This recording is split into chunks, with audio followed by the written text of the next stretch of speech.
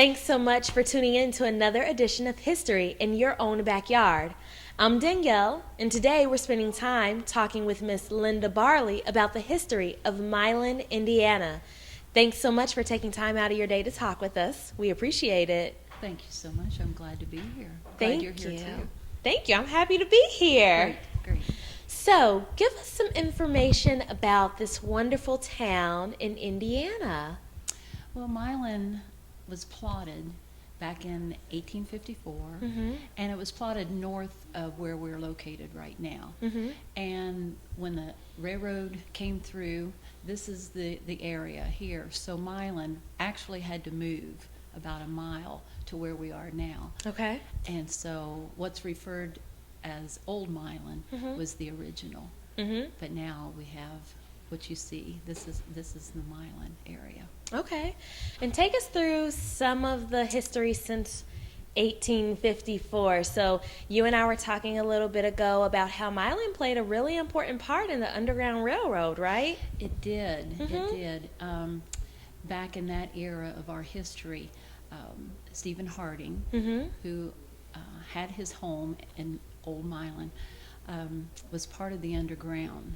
And so that's a part of our rich tradition here. We're very, very proud of that, and that the slaves came from the South making their way onto Cincinnati, but this was the stopping point. And Very interesting. yeah, it is. That's part of the tradition, as well as, Indiana, we have our basketball.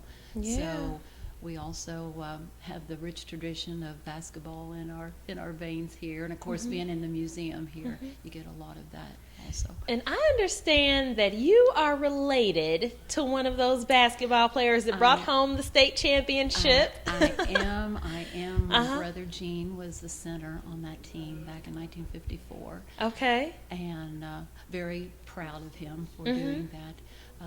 I was young at that time, so I don't remember a lot about that particular game outside of just the stories growing up, and of course living in the same home with him. He was just really a big brother, more so than a basketball player. Gotcha. But over the years, there have been some other things that have happened in Milan, too. You were telling me that this was a thriving community with plenty of businesses and restaurants. And tell us a little bit about that.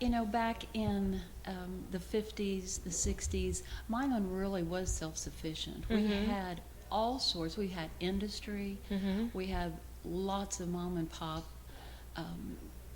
businesses that we really didn't have to venture to the big cities to get what we needed. We had clothing stores, we had food stores. At one time we had Kroger here. It was just self-contained. And back people would come like on a Saturday or Sunday or whatever day of the week that was their town day, and spent the whole day here. And we had the restaurants, we had the clothing, we had the food stores, jewelry, we had a movie theater. It was just the best little town to grow up in. Wow. And the schools are wonderful. We have the elementary school and then the middle school and high school, and I have to say that they're tops. They really are very progressive and great leadership. So I would have to say that's a plus for Milan, the school systems.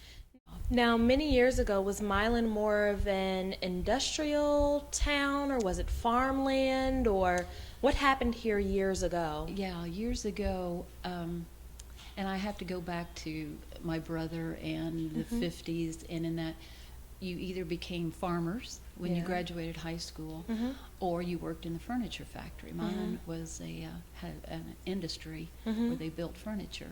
So those were your two options.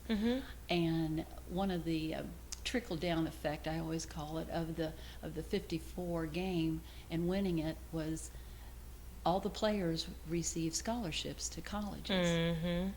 And with that, other students soon realized that if those guys could go to college, and make it, why can't I? And so that opened up that just another option for kids, especially to think about, college.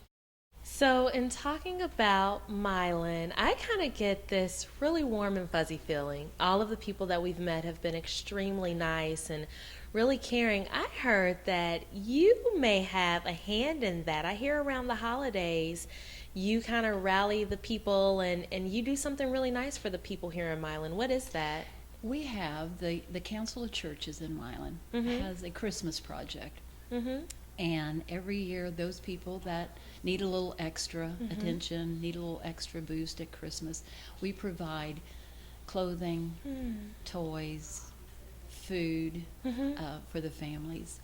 Our main concern are the kids, but sometimes we know over the Christmas break from school, kids are home. There's never enough food. Kids are eating all the time. Yeah. So we try to supplement those families. And this year, and I have to tell you this story. This particular year, we were early December, and we had so many families approach us about help this year. So many. And our funds were like depleted. And we had at least 100 kids not provided for. We had our perishable foods, the milk, the butter, eggs, those kind of things that we have to get at the last minute for the families. We didn't have the money, and that takes at least $4,000. I can imagine.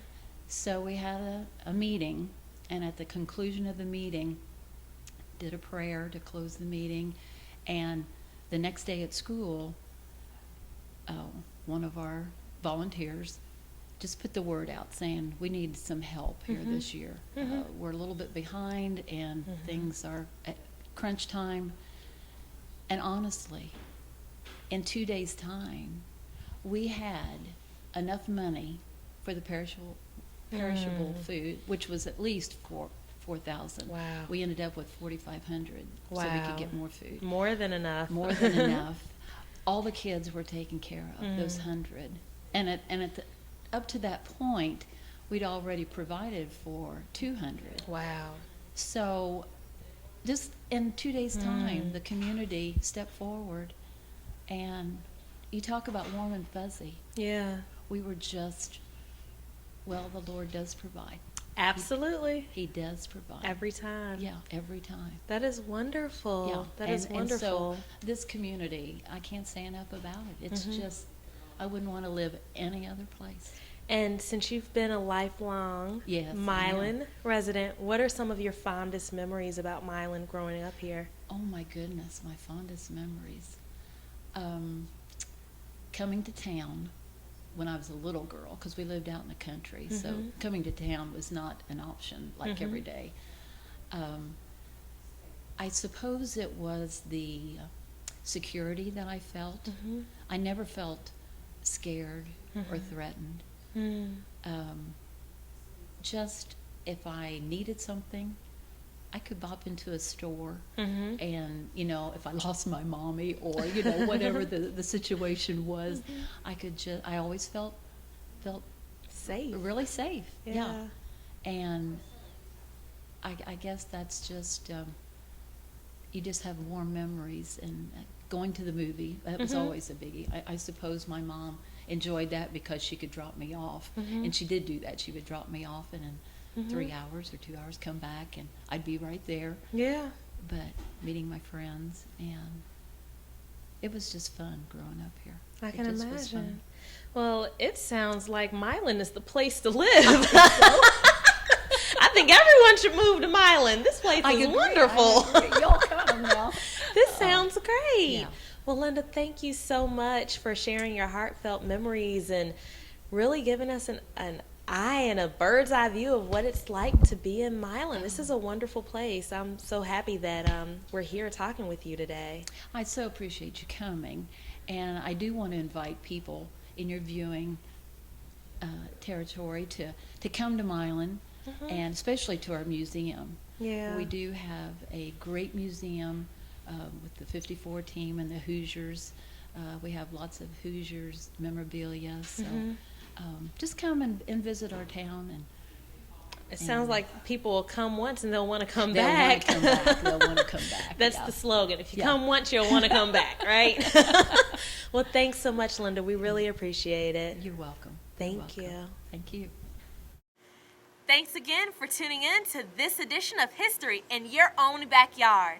Today we spent time talking with Linda Barley about the history of Milan, Indiana, the home of the Milan Miracle Hoosiers of 1954. We hope that you all enjoyed learning all about it. Remember, travel slowly and stop often. We'll see you next time.